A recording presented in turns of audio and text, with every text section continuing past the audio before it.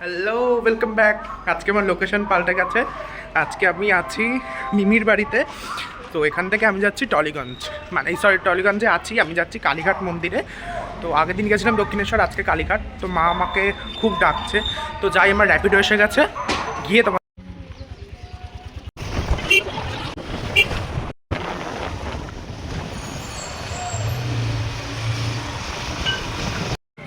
তো আমি এসে গেছি মন্দিরের সামনে। তো এবার যাব মন্দিরের ভিতরে, তো তোমাদের দেখাবো গিয়ে। আগে চলো তোমাদের চারদিকে একটু দেখিয়ে নিই। খুব সুন্দর, এখানে একদম সামনে দেখতে পাচ্ছি মন্দির। তো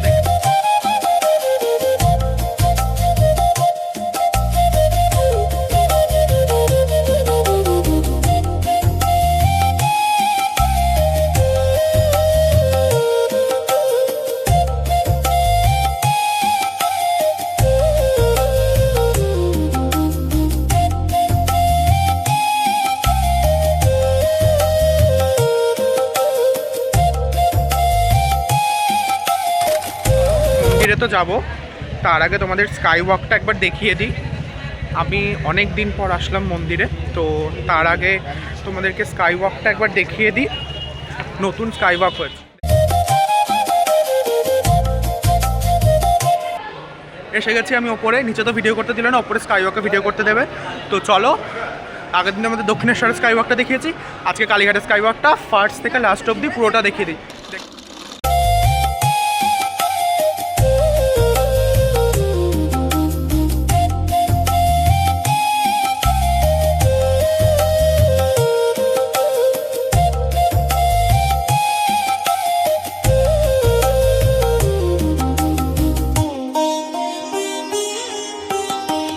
আমি আজ থেকে প্রায় 9-এ যখন আমি পড়তাম তখন আমি এসছিলাম, আর এখন আসলাম প্রায় 4 বছর পর এসছি আমি।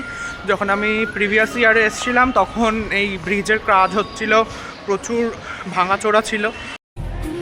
এছাড়াও এখানে অন্যান্য সতীপীঠের মতনই রয়েছে নকুলেশ্বর ভৈরব, যা সকল সতীপীঠের রক্ষক হিসাবে কাজ করেন।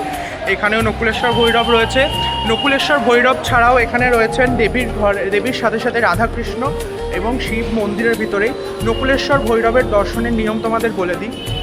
প্রথমে তোমরা শক্তি মন্দির দর্শন করবে, তারপর ভৈরবকে দর্শন করবে, তারপর আবার শক্তি মন্দির দর্শন করবে। তো তোমাদের চেষ্টা করবো মা কালী দর্শন করানোর, জানি না কতটা পারবো, মায়ের ইচ্ছা অনুযায়ী। তো চেষ্টা করবো তোমাদের করানোর। আর তোমাদেরকে তো এই স্কাই ওয়াকটা এক্সপ্লোর করে দেখাচ্ছি, আর কমেন্টে জানিও কেমন লাগছে। আর আমি অলরেডি এক্সস্টেড হয়ে গেছি, প্রচণ্ড গরম বেড়ে যাচ্ছে কলকাতায় প্রচণ্ড। তো যাই হোক, সেসব কথা না বলে মায়ের মন্দিরে যাব তোমাদেরকে নিয়ে। দেখতে থাকো ব্লগটা, আশা করি ভালো লাগবে। আমি অলরেডি শেষ অবধি এসে গেছি, ফিরে যাই, গিয়ে মন্দিরে ডালা ঠালা নিয়ে পুজো দেবো। তো দেখতে থাকো। দক্ষিণেশ্বরের মতন এখানে কিন্তু মাঝখানে কোনো দোকান নেই, যা দোকান রাস্তার দুধারে, ওপরে একটাও দোকান নেই। তো যার জন্য একটা ক্লিন ভিউ পাওয়া যাচ্ছে ফার্স্ট অবধি, তোমাদেরকে তো দেখালামই। তো চলো এবার তাড়াতাড়ি যাই। জানি না আজকে অমাবস্যা কত ভিড় হয়েছে না হয়েছে, যদিও আজকে কী বার, আজকে মোস্ট প্রবলি বৃহস্পতিবার দিন আছে। এখানে স্কাইওয়াকে প্রচুর ডাস্টবিন রয়েছে, দুটো ডিফারেন্সিয়েটও করা রয়েছে, একটা ড্রাই ওয়েস্টের জন্য, একটা ওয়েট ওয়েস্টের জন্য। তাই তোমরা তোমাদের ড্রাই বা ওয়েট কোনো ওয়েস্টই কিন্তু স্কাইওয়াকে ফেলবে না, কারণ স্কাইওয়াকটা পরিষ্কার রাখার জন্য আমাদেরই দায়িত্ব কোনো কিছুকে পরিষ্কার রাখা। তাই we can make our country clean. দিয়ে দাও, ঠিক আছে। হয়ে গেছে আমার ডালা, আমি এখান দিয়ে দিলাম ডালা 101 টাকা। হয়ে গেছে আমার ডালা নেওয়া। আমি নিজেই দর্শন করব, তাই ঠাকুরমশাই নিলাম না, তোমরা নিতেও পারো, তোমাদের উইশ। তো ঢুকে যাই। তো এখন এন্ট্রি করছি মন্দিরে ডালা।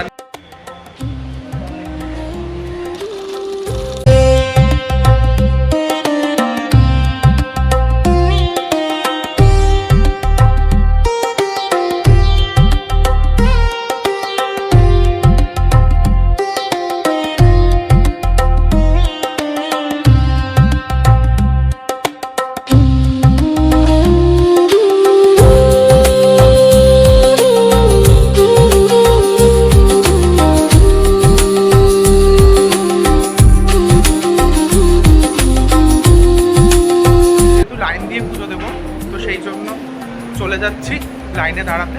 লাইন ফাঁকাই আছে, হয়ে যাবে তাড়াতাড়ি পুজো। তো দেখতে থাকো।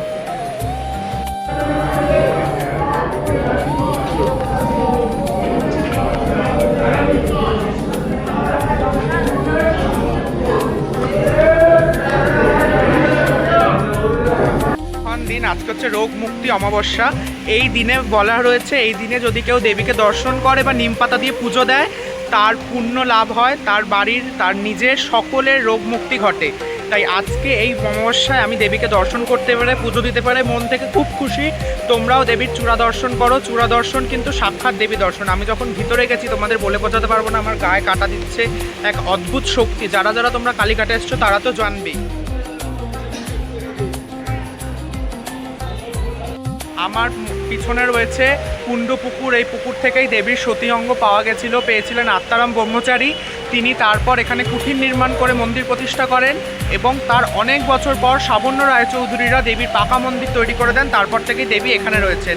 এটি বাংলা আটচালা ঘরানার মধ্যে রয়েছে। মন্দিরের চূড়ায় রয়েছে সোনার চূড়া, সেখানে নানান রকম সোনাসহ আরও অষ্টধাতু দেবীর মন্দিরের চূড়া নির্মিত হয়েছে। তাই আজও বলা হয় এই মন্দির প্রাঙ্গণে, এই কুণ্ডপুকুর প্রাঙ্গণে আজও দেবী এখানে প্রস্থান করে বেড়ান, দেবী এখানে হেঁটে বেড়ান, দেবী এখানে চলে বেড়ান।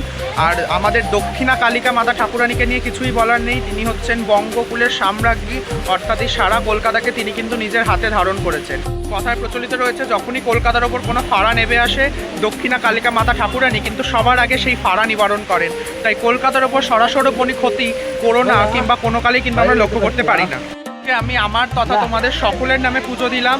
দেবী খুব খুশি হয়েছেন। দেবীর প্রসন্ন বদনা, সবসময় দেবী প্রসন্ন। করাল বদনাং ঘোরাং মুক্ত কেশী চতুর্ভুজাং, দেবী এখানে ঠিক সেই রূপেই রয়েছে। তাই কালী বাঙালির কাছে আর কালী নেই, বাঙালির কাছে দেবী হয়ে উঠেছেন নিজের ঘরের মেয়ে, লক্ষ্মী স্বরূপা। আমার পিছনে রয়েছে বলিঘর। এখানে কিন্তু প্রত্যহ দেবীর বলি হয় এবং সেই প্রসাদ দেবী নিজে ভোগ করে।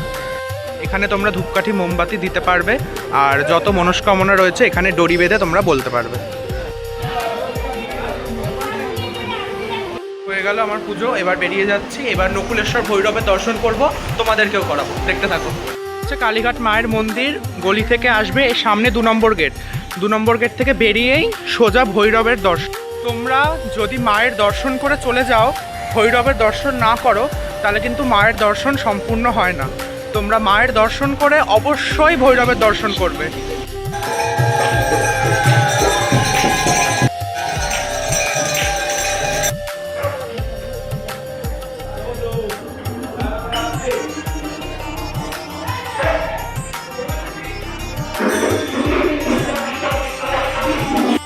নকুলেশ্বর ভৈরবের দর্শন হয়ে গেল, তার সাথে তোমাদেরকেও ভৈরবের দর্শন করালাম। মায়ের দর্শন কতটা কি করাতে পেরেছি আমি জানি না, ভৈরবের দর্শন করিয়েছি। তো ভৈরবের দর্শনও কিন্তু সাক্ষাৎ দেবীর দর্শন। তো তোমরা যারা এখনও কালীঘাট আসোনি, তারা খুব শিগগিরই কালীঘাট চলে আসো। এখানে এসে দেবীকে দেখো, দেবীকে মন ভরে পুজো দাও, এটাই বলবো।